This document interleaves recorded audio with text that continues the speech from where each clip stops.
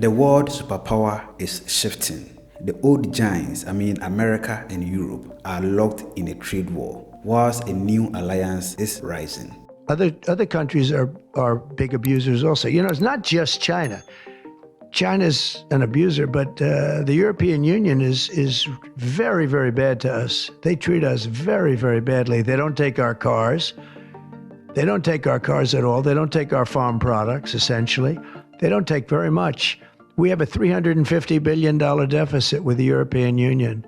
They treat us very, very badly. So they're going to be in for tariffs.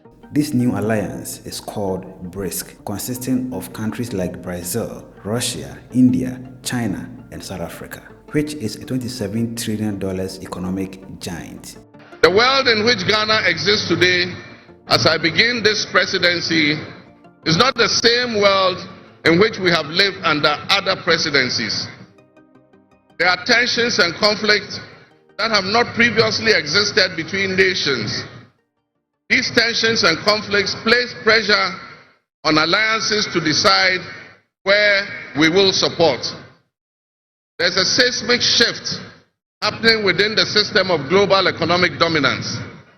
Whereas the G7 nations, United States, the United Kingdom, Canada, France, Germany, Italy, and Japan once provided the highest percentage of the world's GDP, over the last decade, that number has been steadily dropping.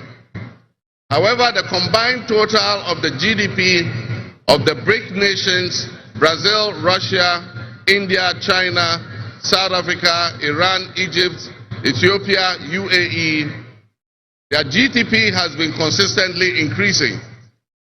In 2023, for instance, the G7's combined total of world GDP was 30%. But by 2029, that number is predicted to drop to 27%. In 2023, the BRICS percentage of world GDP was 37.3%. And so what does this mean to us in Ghana? What could it mean to our economy? Where do we fit in this geopolitical maelstrom?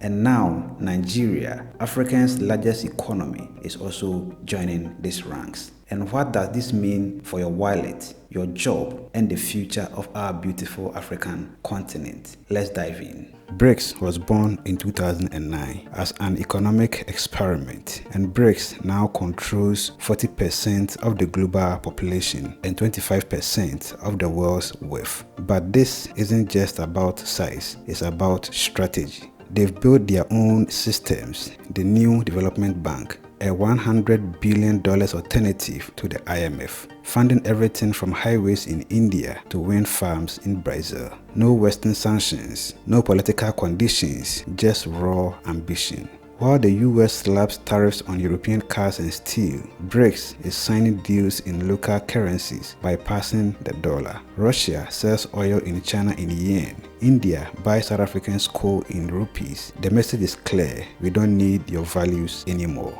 Now, Nigeria is a partner. Nigeria boasts of a GDP of $477 billion, oil reserves of 37 billion barrels, and a tech boom that's turning Lagos into the next Silicon Valley. But here's the problem. Nigeria needs $3 trillion to fix its crumbling roads, unstable power grids, and overwhelmed ports. And that is where BRICS comes in. With BRICS funding, Nigeria could transform. Imagine Chinese building roads connecting Lagos to Kano, Russia engineers modernizing its oil refineries, Indian AI startups partnering with Lagos tech hubs. And for BRICS, Nigeria is the gateway to Africa with a market of 1.4 billion people. Nigeria isn't just a player. In fact, it is 70% of ECOWAS, West Africa's economic union. So if Nigeria thrives, the region thrives. Let's break it down. Take Ghana, for instance. Inflation is at 40%. Debt is at $20 billion. They are drowning. But if Nigeria partners with BRICS, Ghana could tap into cheaper loans, export cocoa to China, or join a Nigeria-led solar grid, or watch Nigeria speed ahead while Ghana currency crashes further. This isn't a theory, it is already happening. Nigeria just secured a 1 billion BRICS loan for Lagos-Abidjan highway. Will Ghana contribute or still cling to old ties with the West? For centuries, African resources fueled Europe and America. Now, BRICS offer a deal. Keep your wealth, we will build your roads. Trade with us on your own terms. China and India are already Africa's top traders. Russians swapping guns for mining rights, and the West distracted by infight. We have a $350 billion deficit with the European Union. They treat us very, very badly, so they're going to be in for tariffs. While the West argues over wine tariffs, BRICS is signing a 100-year infrastructure deals. A new development bank just approved a 500 million solar farm in Niger. No democracy reforms is needed here, and it is not a charity, it is business. The 21st century's economic map is being redrawn.